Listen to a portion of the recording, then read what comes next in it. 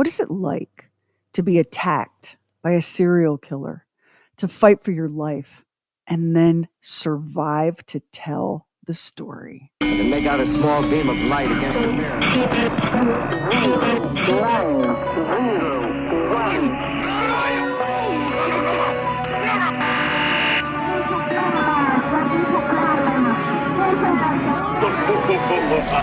True weird stuff. People Magazine Investigates has an incredible new series out called Surviving a Serial Killer. You can watch it on Investigation Discovery, and it's also streaming on Max. Joining us is People Magazine's editorial director, Alicia Dennis, and we are going to kick it off by talking about the survivor of the dating game killer. He's a skydiver, so he's got a lot of nerve. He's into motorcycling. He's also a fine photographer. Say hello to Rodney Alcala. Rodney, come on and say hello. When I think about what it must mean to look back and realize how close you came to being annihilated by a serial killer, I don't even have a guess at what kind of burden that is to carry, Alicia. So let's talk about the very first episode of Surviving a Serial Killer, and we'll talk about the dating game killer. Yeah, it's exactly what you said, Sheri. Working on this series has been so eye-opening to see the strength and the resilience of the survivors that have been willing to talk to us and to share with us, the most horrible moments of their lives that they have continued to live through over and over again. And in the case of Rodney Alcala, the dating game killer, we talked to a woman by the name of Morgan Rowan, who was just a teenager when she was attacked by this guy. And the reason he was called the dating game killer, I don't know if you remember this was back when reality television was brand new in the 1960s and early 70s, and they had a show called The Dating Game. Oh, yes. Yeah. And what amazes me, Alicia, is that with the proliferation of reality TV show, I'm not convinced that history isn't going to show us a serial killer on at least one season of The Bachelor. It's just statistically, right? It seems impossible that Alcala was the only one to show up on television. But go on. Wow, you've scared me. Now I'm afraid. I just keep thinking that hopefully all of our vetting tools and the way that people their backgrounds are looked into and that kind of thing is so much better than it was in the late 60s, early 70s. But anyway, yes, he was such a charming person that he managed to convince producers, television crew that he needed to be on the show, which was a bachelorette would come onto the stage and there would be a screen between her and three bachelors. And she would ask questions like, Bachelor number one, if we went on a date, where would we go? And things like this. And she would pick her winner based on the answers to those questions. And then there would be the big reveal at the end of the show where she would meet who it was that won. And the studio would pay for them to go out on a date. Anyway, he not only got on this show, he won the date. He was that guy. He was that charismatic. Well, that's the thing about many of these serial killer perpetrators. We have this idea in our head of like a kind of this deviant monster, but let's take a look. I mean, a guy like Ted Bundy, for example, the very essence of charisma and charm. So we shouldn't leap to the conclusion that you can spot a person, a predator like this, just based on outward cues. Right? You're absolutely right. Right. And your serial killers are very cunning and very strategic as a rule, are they not? They are, as a rule. Obviously, there's going to be variations from any kind of pattern here and there. You're going to have the person who is charismatic and charming and lures people in to their lives and their circles. And then you're going to have people that are more loners and maybe societal outcasts who are targeting their victims in a very random way. So you see both of that psychology going on when you look at these cases. But with Rodney Alcala, he was one of the people that was just the charismatic, charming one.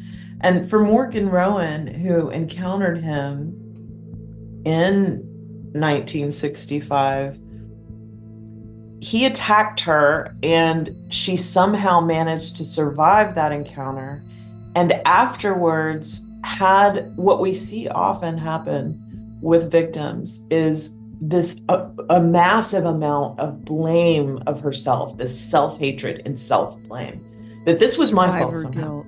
Yeah. I shouldn't have been there, or I shouldn't have done that. Well, and the culture reinforces that. Well, why were you out at night? What were you wearing? Did you lead him on? Did you give him the impression? Like, it is so, we are brutal as a culture on victims. And that was even worse when Morgan was attacked back in 1965. Yeah. Yes. What's your best time? The best time is at nighttime. What's wrong with morning, afternoon? Well, they're okay, but nighttime's when it really gets good. As shocking and really terrifying as it is to imagine that Morgan Rowan survived the dating game killer, didn't he come for her a second time? He did. He did. No, you're right. You're right. He absolutely did. And so, what she had done is hidden this almost even from herself. She'd hidden it from her parents. Her friends happened to know about the attack because they did help her escape the first time that he attacked her. And, she just tamped down the memories as much as she could. She tried to move on with her life. And then I think it was about 3 years later, she was attacked again by him, somehow manages to survive again. And I'm pretty sure that part of the reason she was attacked a second time is he realized that he had left a surviving witness to the things that he was doing. And he knew that if she ever did have enough bravery to come forward with her story, that it could be a problem for him to continue in this awful, secret, evil double life that he had.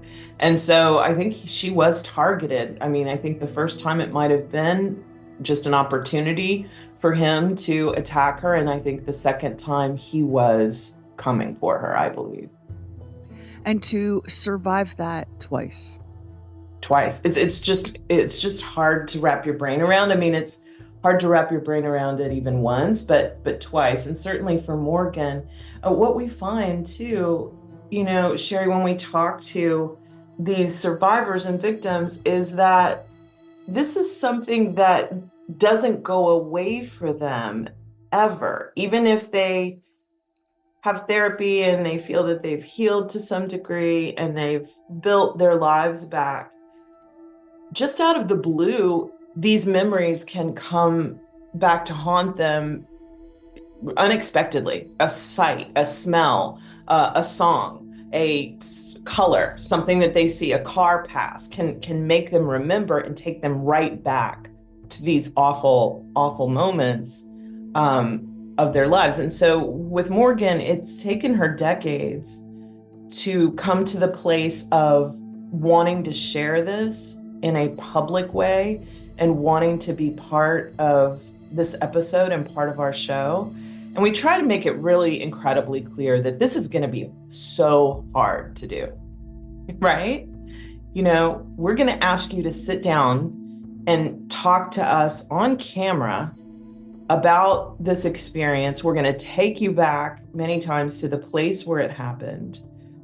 And it's going to be covered in People Magazine. It's going to be covered on people.com. It's going to be on Investigation Discovery. It's going to stream on Max. There's going to be millions of people that know this story. Are you sure that you're ready? Because we want to take our cues from survivors, because this truly is their story. They are having this moment of being able to take it back for themselves.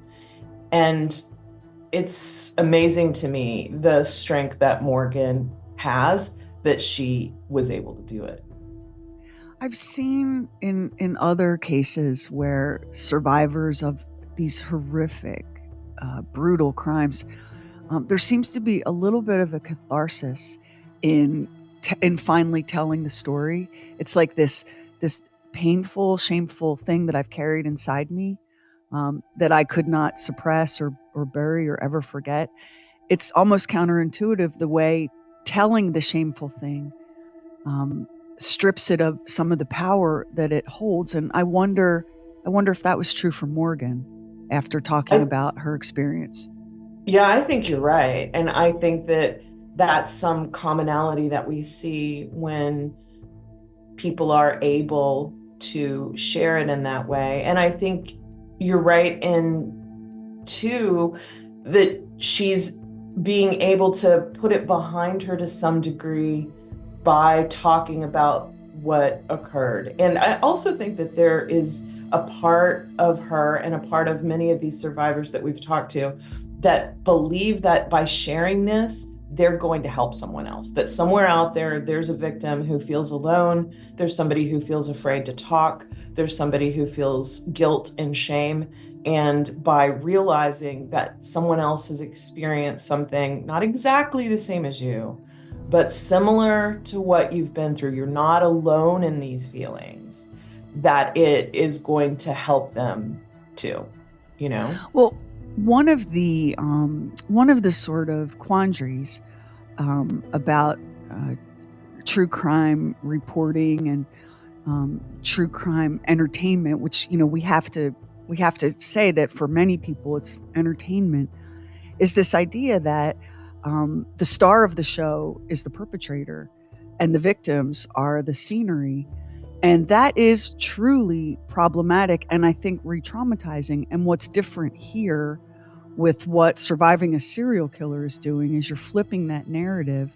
And now it's no longer Rodney Alcala's story, it's Morgan's story. And she is the narrator, she is the main character. And it's putting the correct perspective on the events.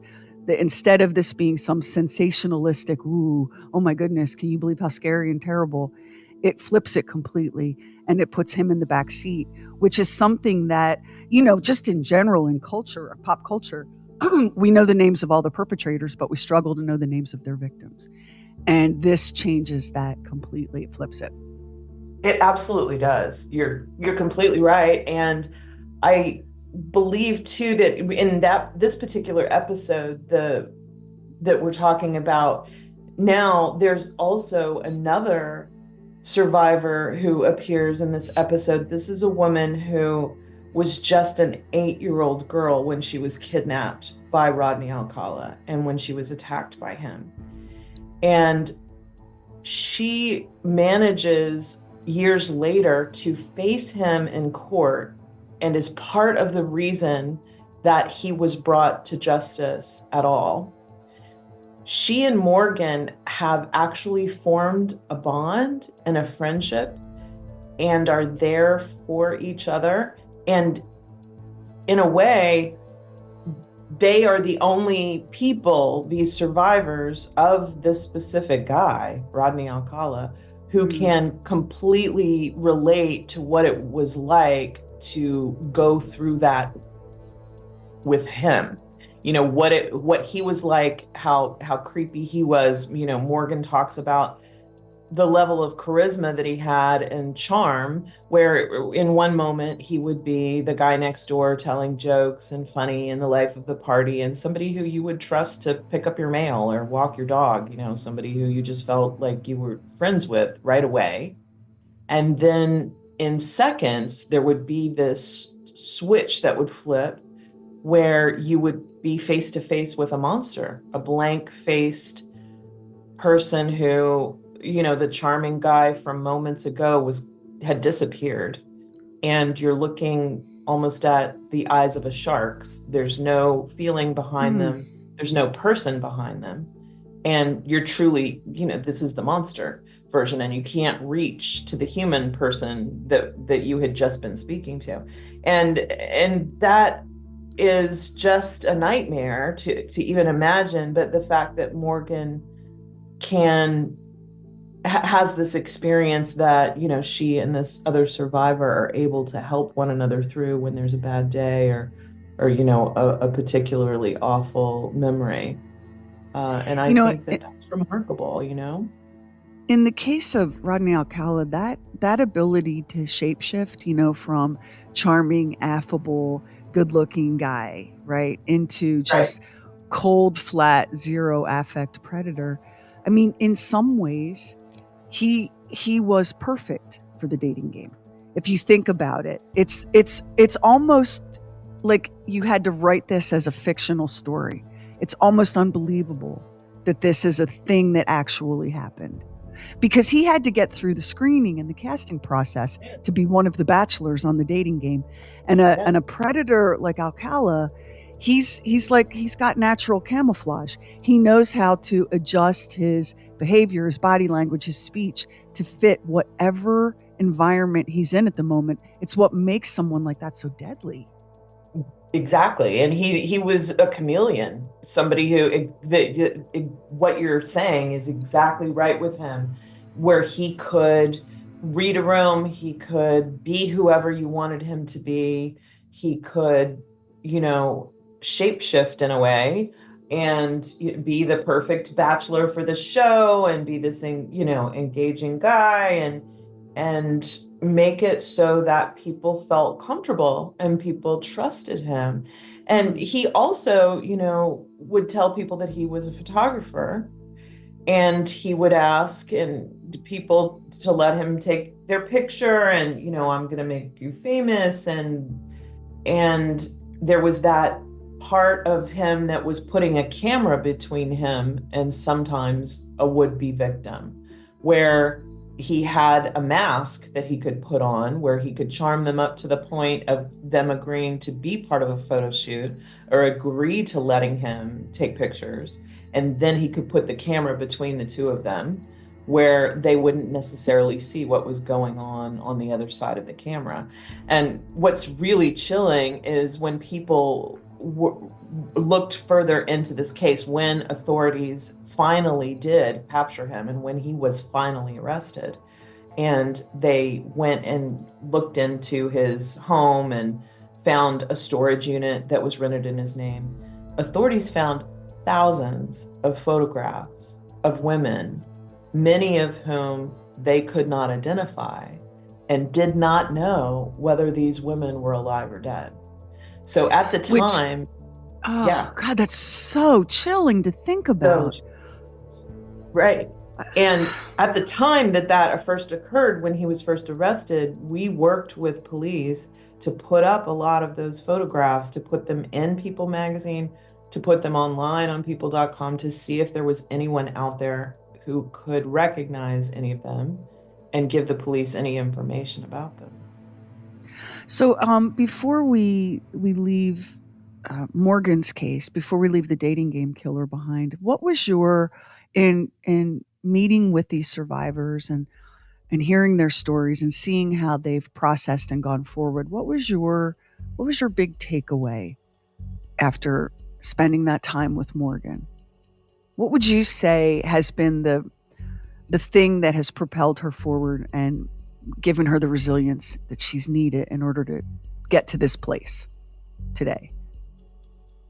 It's a good question. I feel that it's remarkable to me that someone like Morgan, who for years believed she was weak and believed that somehow she was to blame and was overwhelmed with guilt and shame, that she didn't see her own strength. She wasn't aware of it.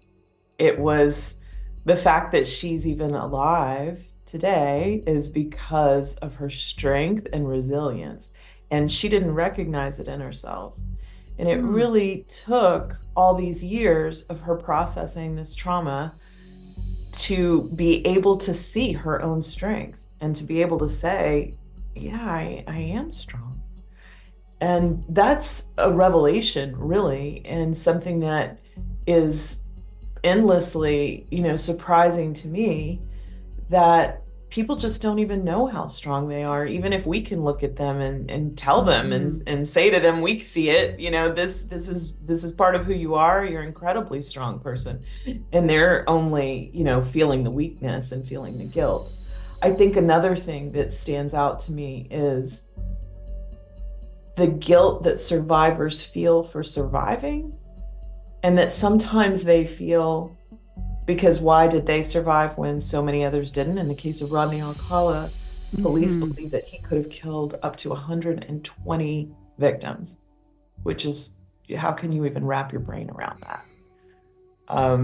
And Morgan feels like if she had spoken earlier, could she have saved someone else? Why did she survive when others didn't?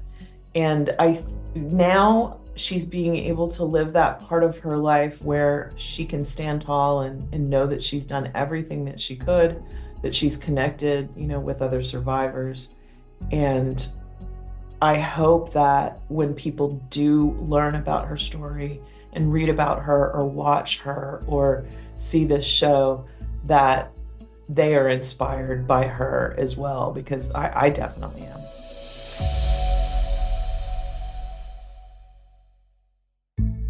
Let's go to just one of my favorite places. We've had a long time relationship with Lexington, Kentucky.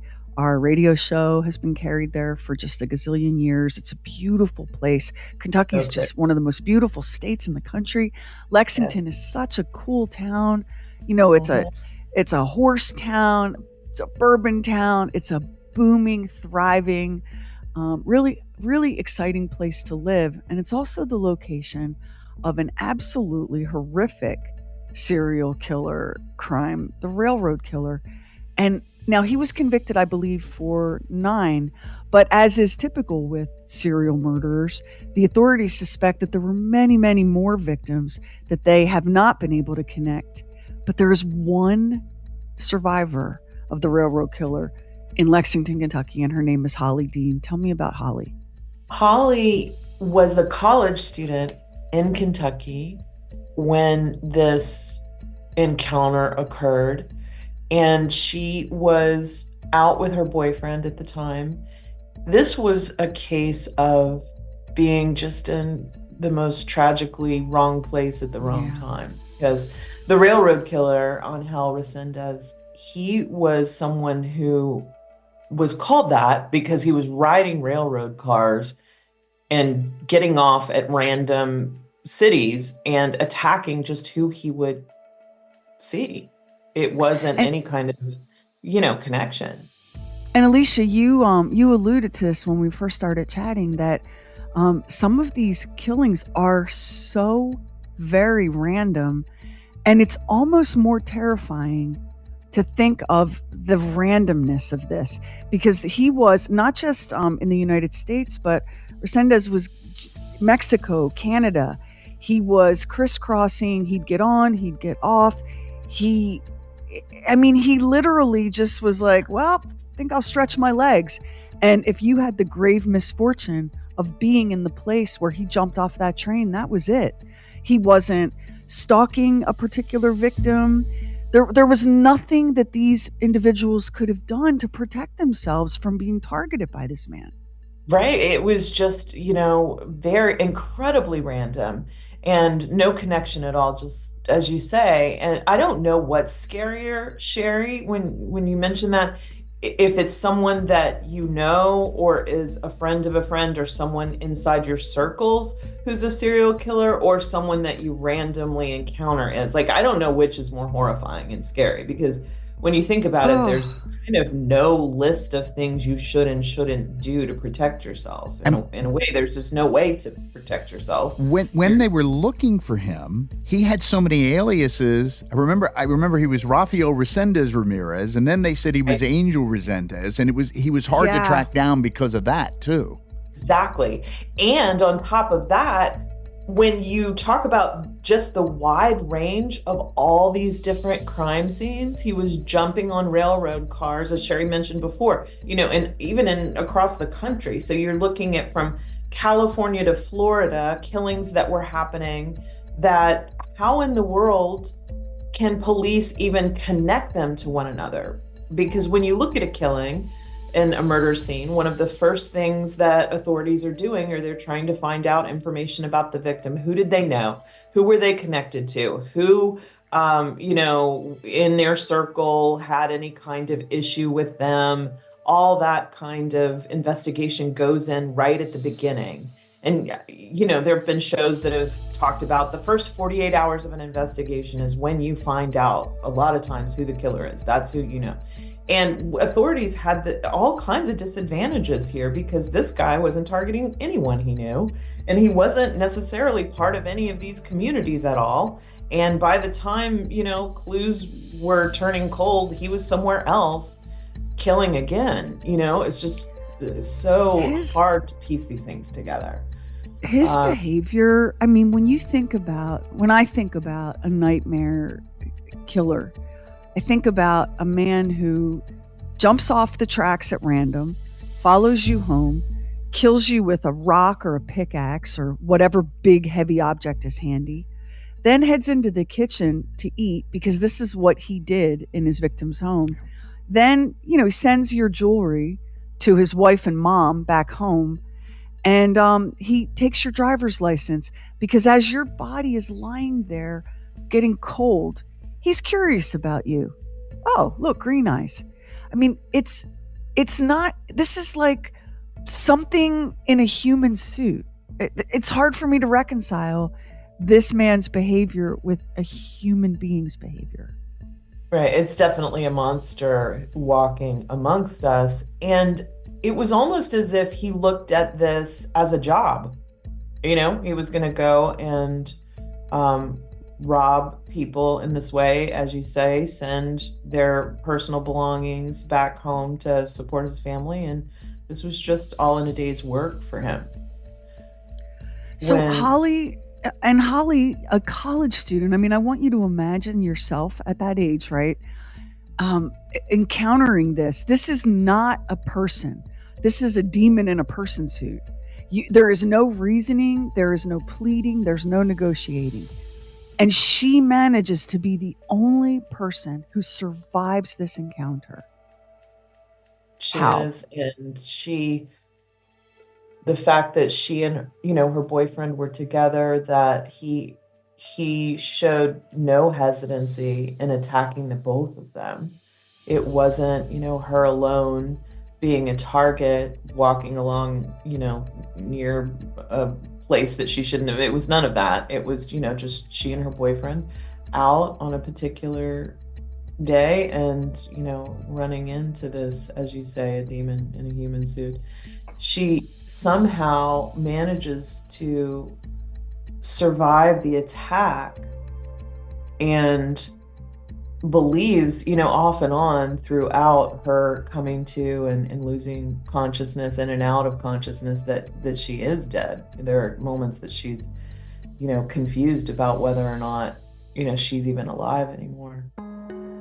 Holly, you would think that after surviving something like that it would be really easy to withdraw from life and to want to be completely disconnected from a case like this. And even though it did affect her college career, of course, she did need to go home and recover. She wasn't able to immediately return to classes. She did eventually, but she was so engaged in solving this case that she's part of the reason that he was ever brought to justice. She worked with authorities. She talked to authorities. She did everything she could to honor the memory of her boyfriend who did not survive the attack. Meeting with his family, trying to bring justice about not only for herself and not only for the other victims, but for him. And Holly has gone on, it surprises me too so often, is she's gone on to dedicate her life to helping other victims. You would imagine that if something this horrific happened in your life that you might not want to ever talk about it, and you certainly might not want to live it every day in helping somebody else. But she somehow does that. She started a nonprofit advocacy center because what she was finding is every time she was having to describe the attack over and over again, that sometimes it would happen on the same day. She would tell one police officer, and then she'd need to tell another police officer, and then a detective would come in, she'd need to tell that person. And she imagined, what if these vulnerable victims would have a place, a safe place to come where they could tell their story once, and I would bring all the authorities into this safe place. All of them could come in at the same time, listen to this victim describe this once to them all. How much would that help them? And she was only able to see this because she was a victim herself, or a survivor herself. And so she knew intimately exactly what it is that people need in those moments. She knew, of course, in the most horrific way possible to know, but she knew, and instead of running away from knowing, she used knowing to make it better for other people. It's really, her story is really extraordinary in so many ways, because you're right. Who knows better how re-traumatizing this experience is than the person who survived it? Mm-hmm. You know, who knows better?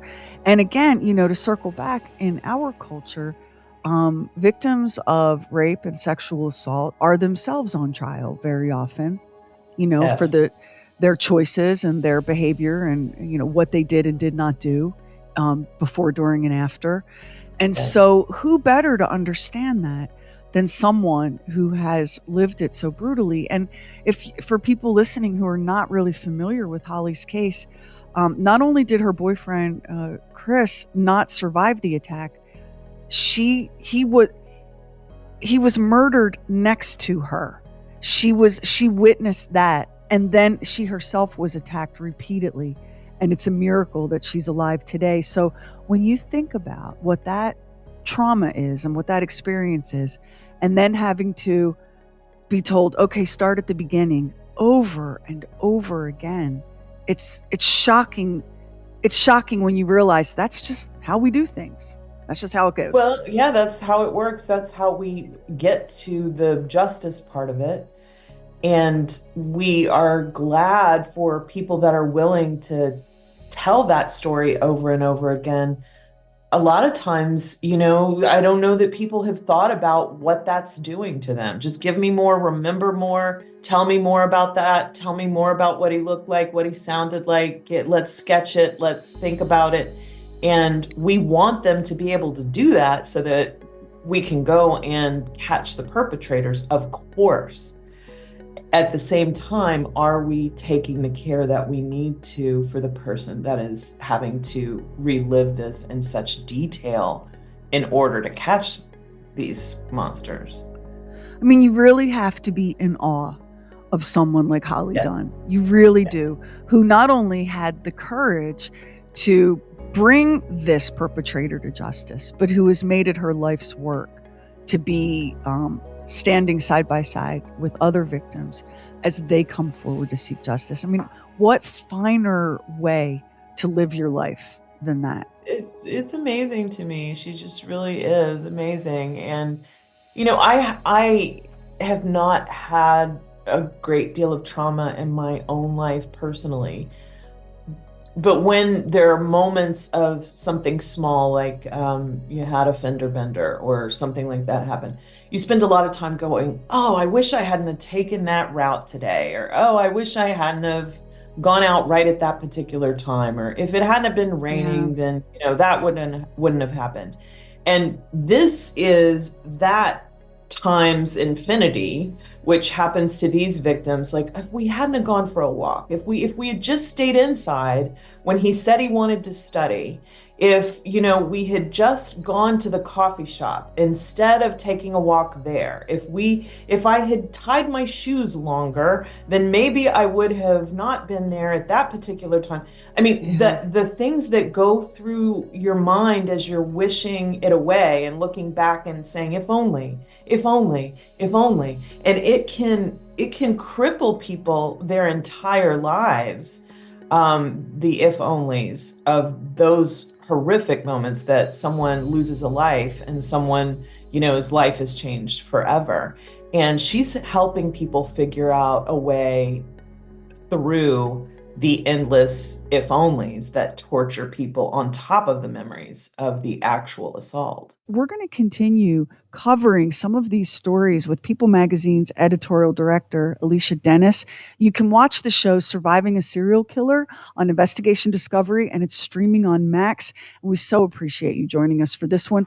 And if you listen to us on Apple Podcast, hit the plus button in the top right corner, and now it helps an independent podcast like ours to get discovered. And we really appreciate it if you subscribe, rate, and review True Weird Stuff. Hit our website, trueweirdstuff.com, for show notes and photos and videos when we have it, and bonus content. Everything True Weird is waiting for you at trueweirdstuff.com. And follow True Weird Stuff on Instagram and Twitter. True Weird Stuff is a Now Media production. Our executive producer is Anthony Garcia. The show is written and hosted by me, Sheri Lynch, along with my deeply weird director, Max Sweeten. Our equally odd producer is Carrie Bowser. Additional production by the mysterious Stephen Call. Our digital witch and social media cult leader is Heather Furr. Original graphics by Kevin Nash. Original artworks by Olivia Axlin. True Weird original music composed and performed by Jack Griffin and Zane Nash. Copyright 2024 Now Media. All rights reserved. All wrongs remembered.